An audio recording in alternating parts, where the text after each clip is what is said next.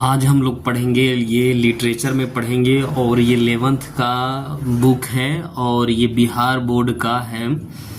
और ये जो राइटर है जवाहरलाल नेहरू, जवाहरलाल नेहरू के द्वारा लिखा गया है और इसका नाम है, हेडिंग बुक का नाम है एनिमल्स इन प्रिजन। एनिमल्स का मतलब होता है जानवर या पशु, इन मतलब में प्रिजन का मतलब होता है कैद, कैद खाने में जानवर या पशु या छोटे जीव हो सकते हैं या बड़े जीव हो सकते हैं, ठीक है। प्रिजन का मतलब कैद खाना या जेल होता है, ठीक है। तो अब हम लोग यहाँ से पढ़ना स्टार्ट करेंगे कि ये जवाहरलाल नेहरू के बारे में, इस चैप्टर में हम लोग किसके बारे में जानेंगे, जवाहरलाल नेहरू के बारे में। तो जवाहरलाल नेहरू हम सभी जानते हैं कि first prime minister of India, यानी ये प्रथम प्रधानमंत्री थे और ये चाचा नेहरू के नाम से जाना जाता था। फिर भी हम इनके बारे में जानेंगे और ध्यान से एकदम देखते रहिएगा और आराम से इसमें आराम से देखिए। इंग्लिश में उबाऊ नहीं होना चाहिए। आप लोग 11th में पढ़ रहे हैं, ग्रामर पढ़ लिए हैं तो लिटरेचर पढ़िए, ग्रामर नहीं पढ़े हैं लिटरेचर पढ़िएगा तो माथा दर्द होगा। इसलिए ग्रामर पढ़ने से बाद ये लिटरेचर में आइए। तो यहाँ लिखा है जवाहरलाल नेहरू 1964, यानी जवाहरलाल नेहरू का जन्म 1889 में हुआ और 1964 में इनकी मृत्यु हो गई, यानी आज़ादी के बाद, मतलब आजादी के बहुत बाद हुआ इसका मृत्यु, ठीक है।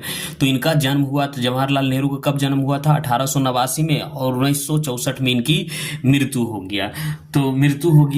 तो India's first prime minister was popular among the child as Chacha Nehru, है ना। ये क्या थे, इंडिया के प्रथम प्रधानमंत्री थे और ये इंडिया के फर्स्ट प्रधानमंत्री थे। बाज पॉपुलर मतलब होता है लोकप्रिय थे, एमंग मतलब बीच में, द चिल्ड्रेन बच्चों के बीच में, किस नाम से प्रसिद्ध था, चाचा नेहरू के नाम से ये प्रसिद्ध थे, है ना।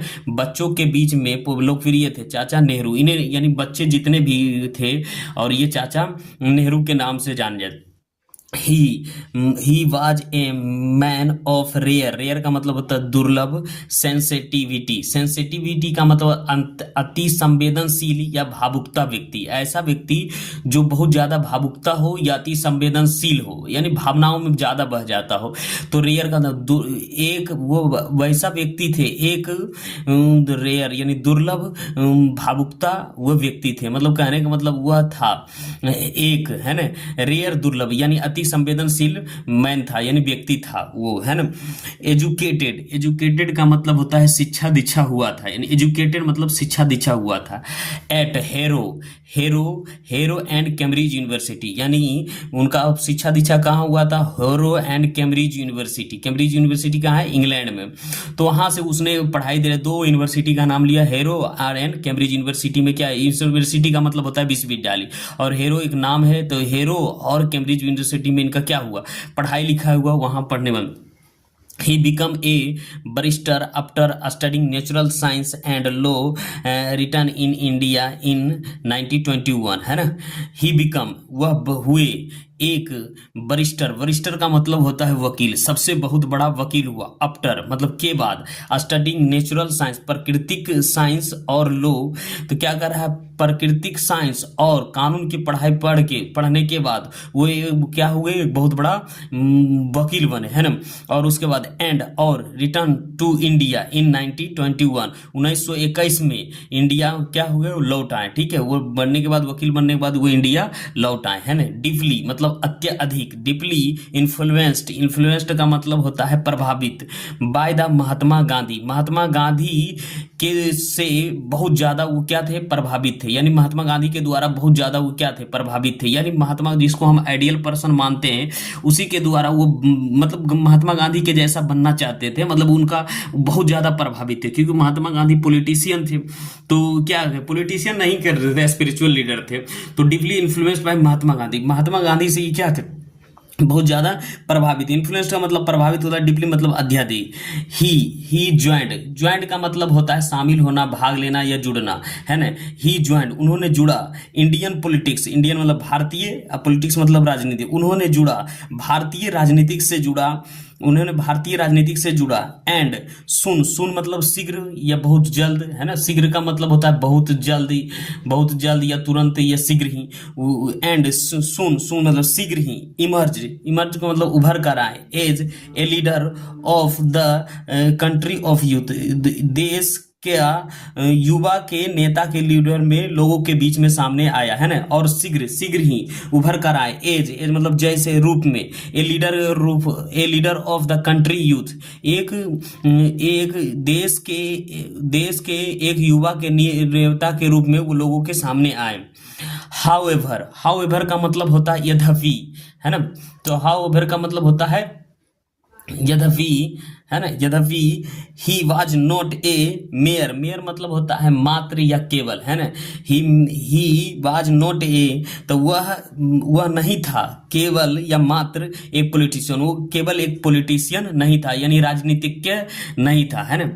He was also a dreamer, वे थे, क्या थे, वे थे एक सपना देखने वाला भी व्यक्ति था, है ना। He was A also a dreamer, वह एक सपना देखने वाला व्यक्ति भी था। आइडलिस्ट, आइडलिस्ट था, आदर्शवादी व्यक्ति था, है ना। ह्यूमनिस्ट, ह्यूमनिस्ट का मतलब होता है आइडलिस्ट का मतलब होता है अपने असूलों पर चलना, अपने विचारों पर चलना, उसे आइडलिस्ट कहते हैं। ह्यूमनिस्ट, ह्यूमनिस्ट का मतलब होता है मानववादी, मानववादी उसे कहते हैं, ह्यूमनिस्ट उसे कहते हैं जो मानव जाति से प्रेम करे, उसे। And artist in word as well as, है ना। और क्या था, शब्दों के जादूगर थे या कलाकार थे। आर्टिस्ट का मतलब कलाकार, शब्दों के जादूगर या कलाकार।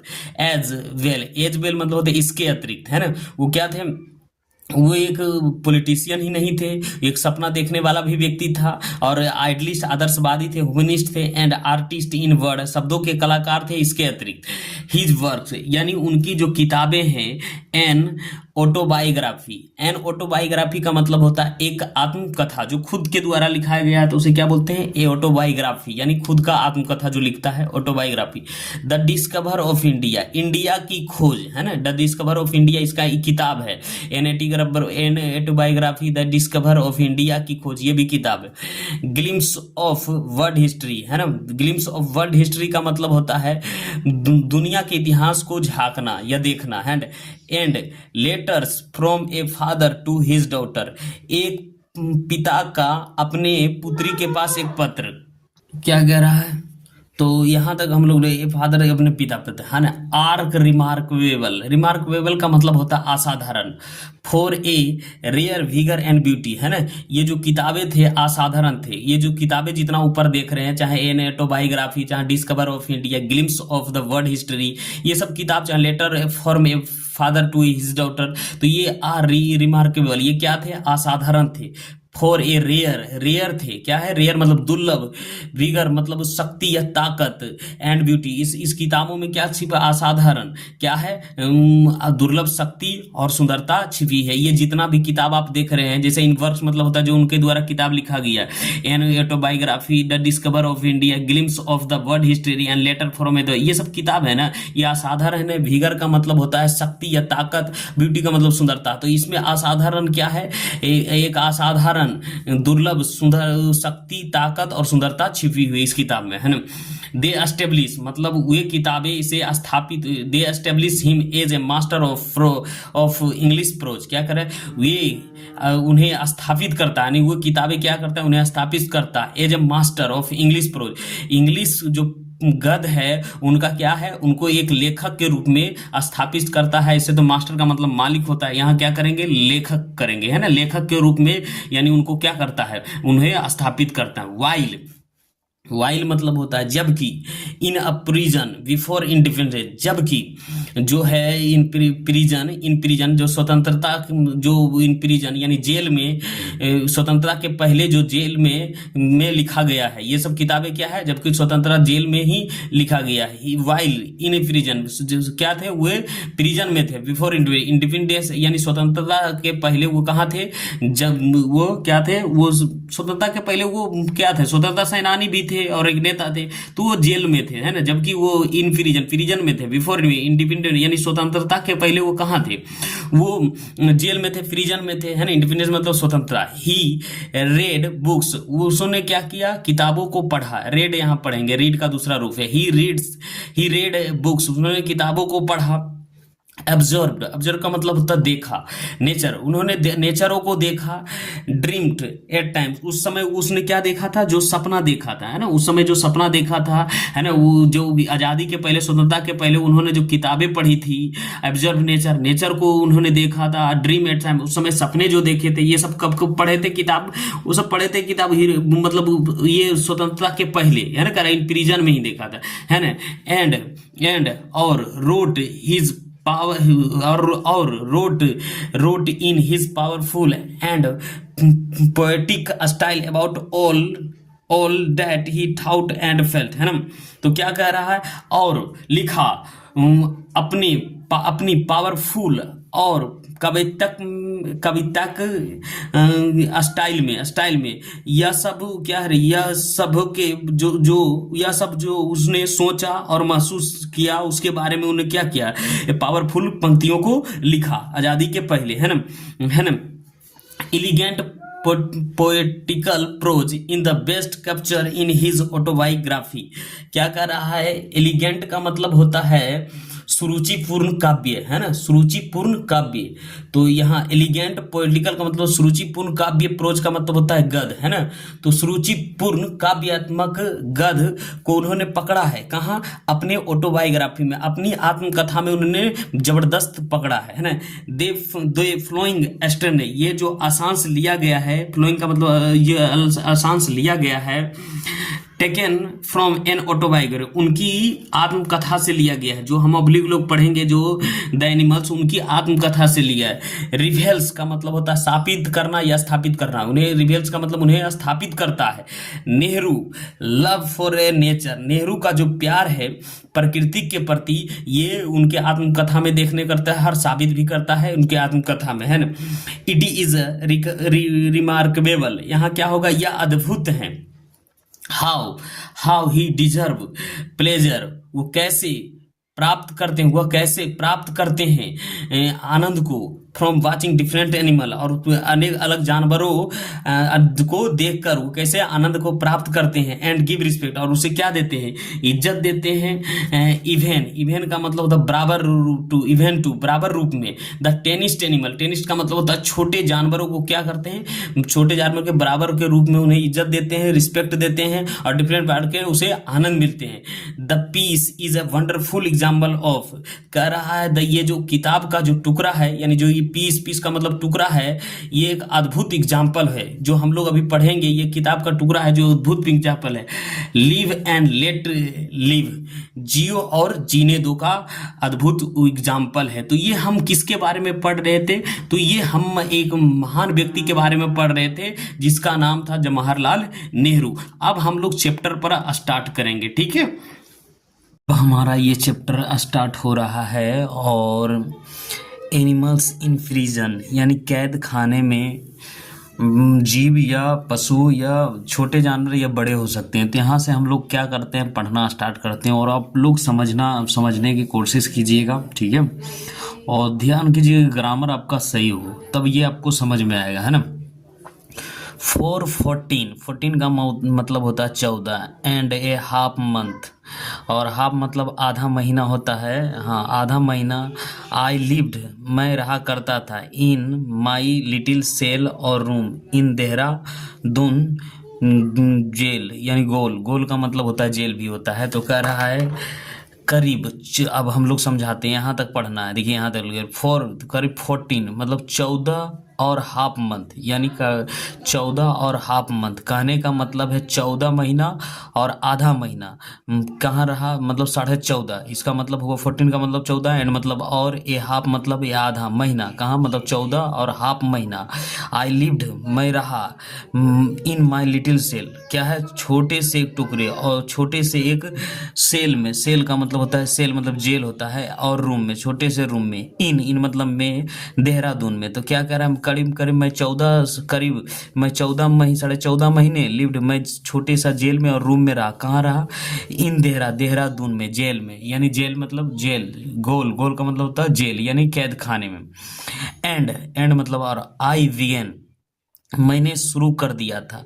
टू फील क्या है, महसूस करना शुरू, मैंने महसूस करना शुरू कर दिया। एज इफ मानो, I was almost a part of it. As if मतलब होता मानो, मैं लगभग, ऑलमोस्ट मतलब लगभग इसका पार्ट बन गया था। आई वाज फिल्म फेमिलियर, मैं प्राचित था। फेमिलियर का मतलब होता है प्राचित। आई वाज फिल्मियर, मैं प्राचित था। With every bit of it, मैं प्राचित था इसके प्रत्येक टुकड़े से, मैं इसके प्रत्येक टुकड़े से परिचित था। किसके टुकड़े से, मतलब वहाँ देहरादून का जो है ना वो दीवारें था जहाँ जोल में मैं इसका भाग बन गया तो पर आई न्यू, मैं जान चुका था। Every mark and dent on the white vast well and on the uneven floor and the selling with its mouth eaten refers. अब हम लोग यहाँ से हिंदी करते हैं। आई न्यू, मैं जान चुका था। प्रत्येक मार्क यानी प्रत्येक चिन्ह होता है। एंड डेंट, डेंट का मतलब होता है जो कीड़े मकोड़े द्वारा जो दीवार पर जो गड्ढा किया गया हो उसी के बारे में बोल रहा है। On, dent on the white wall, मतलब जो सफ़ेद दीवारें था उन पे जो कीड़े मकोड़े द्वारा गुड्ढा किया गया, मैं उसके प्रत्येक चिन्ह को क्या कर रहा है, जान चुका था, है ना। यहाँ एंड अनइवन फ्लोर, और क्या है, असमतल जो फ्लोर का मतलब होता है फर्श, असमतल जो फर्श था। And ceiling with its mouth eaten refers, है ना। तो कह रहा है तो मैं इसका प्रत्येक को जान चुका था। जो सफ़ेद दीवारें थी उनमें जो डेंट था उनका भी जान चुका था। असमतल जो जमीन थी और जो सेलिंग मतलब ऊपरी छत्ता, जो ऊपरी छत्ता के था उसके बारे में भी जानता था। With its mouth eaten referred, referred का मतलब होता है सेलिंग। रेफर्ड का मतलब यहाँ जो इसे कीड़े द्वारा खाया हुआ छत्ता का बीमा, जो बीमा देते हैं, जो सेलिंग देते हैं। सेलिंग मतलब छत्ता जिसके सहारे रहता है उसे हम क्या बोलते हैं, सेलिंग बोलते हैं। या तो पहले क्या देते थे, लकड़ी का रहता था तो क्या रहता था, तो जो खाया हुआ था। रेफर्ड का मतलब होता है, रेफर्ड्स का मतलब होता है जो छत्ता था तो उसी को छत्ता को बोलते हैं। माउथ इटेन, तो ये क्या है, रेफर्ड्स का मतलब वो खाया हुआ भीमा जिसको बोलते हैं। रेफर्ड का मतलब होता है भीमा। तो माउथ इटेन रेफर्ड का मतलब होता है जो इसे कीड़े द्वारा खाया गया भीमा यानी छत्ता को। ये क्या होता है, सेलिंग जो था और फ्लोर था वह समतल क्या था, भूमि था या समतल छत्ता था, उसे मैं प्रत्येक मार्क को जान चुका था। ठीक है, व्हाइट बॉल यहाँ तक। इन द लिटिल यार्ड, और ये छोटे से बाड़ा में, आउटसाइड, और छोटे से बाड़ा में और आउटसाइड यानी बाहर में। आई ग्रीटेड, मैं अभिवादन करता था। लिटिल ट्रप्स ऑफ ग्रास, पहले पढ़ लेता हूँ। I greeted little tufts of grass and odd bits of stone as all friend, है ना, एज ऑल फ्रेंड्स। तो क्या कर रहा है, मैं अभिवादन करता था छोटे छोटे घासों के गुच्छा। टिप्स का मतलब होता है TUF, टप्स का मतलब होता है गुच्छा। मैं अभिवादन करता था छोटे से घासों के गुच्छा का।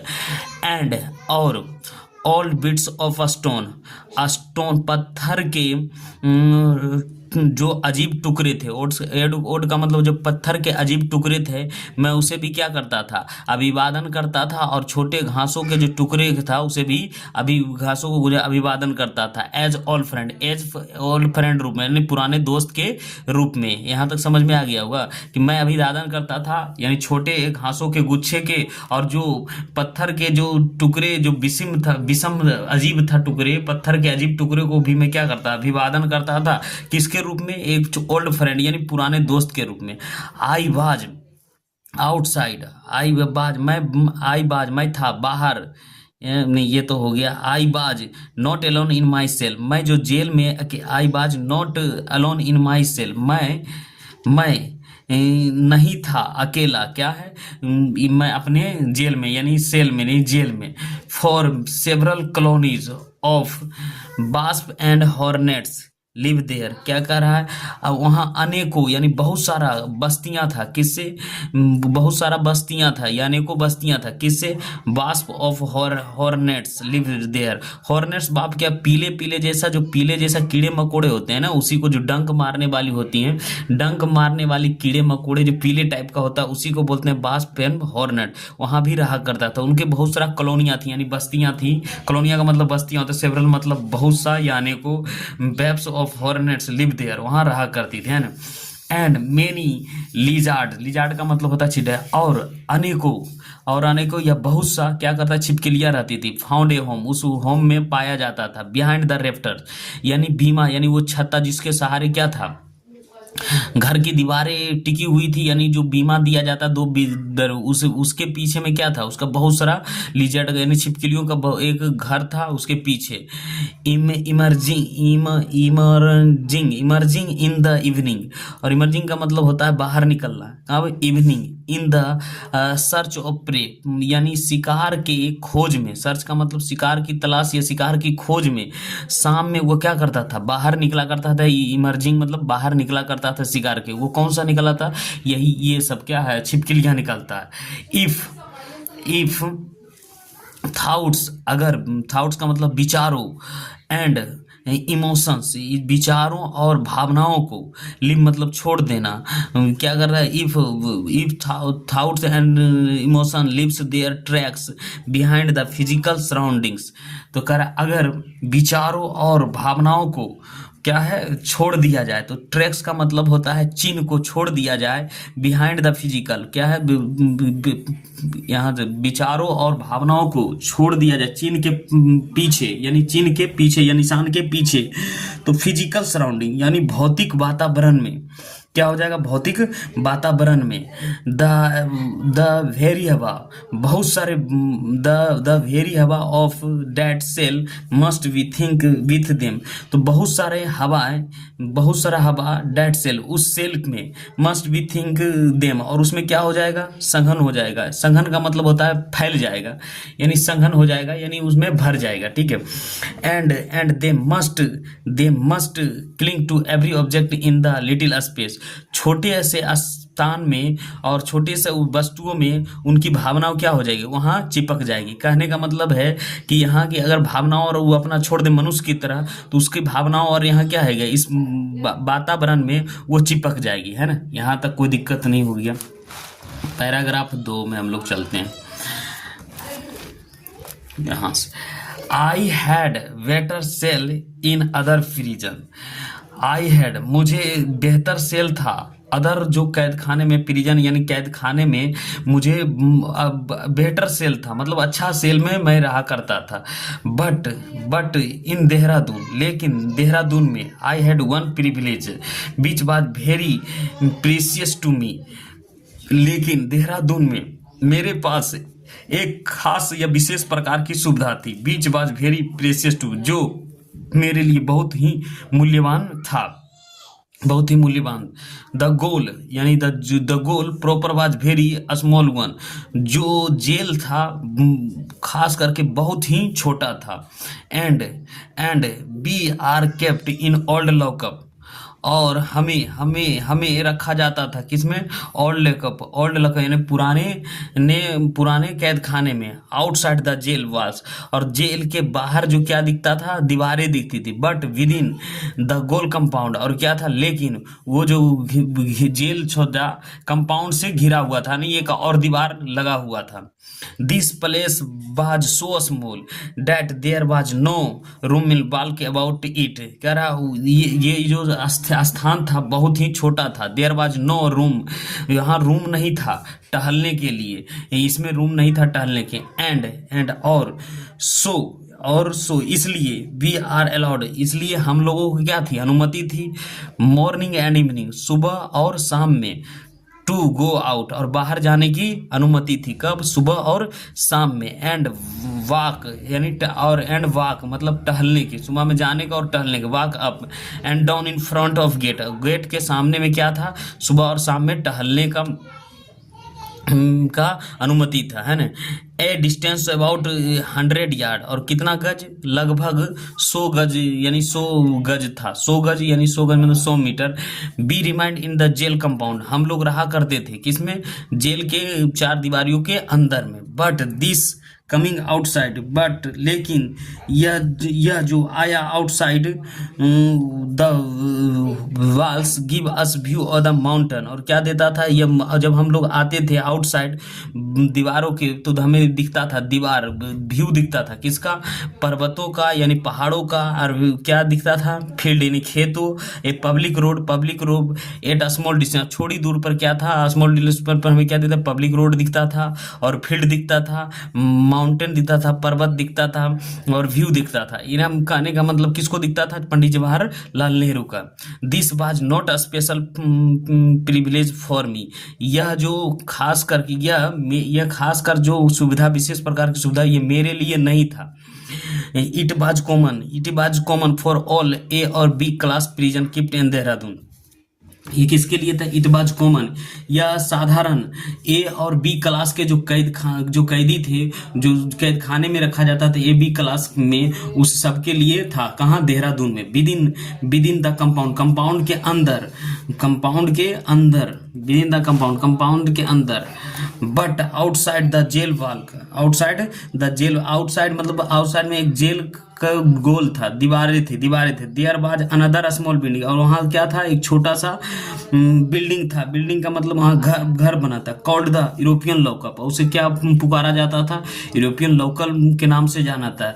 This had no enclosing wall, उसके चारों ओर कोई दीवार से घिरा हुआ नहीं था। And a person inside the cell could have fine view of the mountain, और एक कोई भी पर्सन अंदर से क्या देख सकता था, बाहर का व्यू देख सकता था, जैसे पर्वत देख सकता था, पहाड़ देख सकता था। And the life of outside, और बाहरी जो जेल के बाहरी की जिंदगी है वो देख सकते थे। तो उसे यूरोपियन कन्विक्ट्स, जो यूरोप के जो दोषी थे, एंड अदर कीप्ड हेयर, और वहाँ क्या जो यूरोप की जो दोषी थे, यूरोप के लोग भी जो क्राइम करते थे, उन्हें इसी में रखा जाता था, है ना। वेयर अलाउड, और उन्हें अनुमति था to walk in the front of the gate every morning and evening, तो सभी उन्हें उसे भी अनुमति था टहलने के लिए। कहाँ, front of the gate, jail के गेट के सामने में टहलने की अनुमति था। प्रत्येक सुबह और शाम में।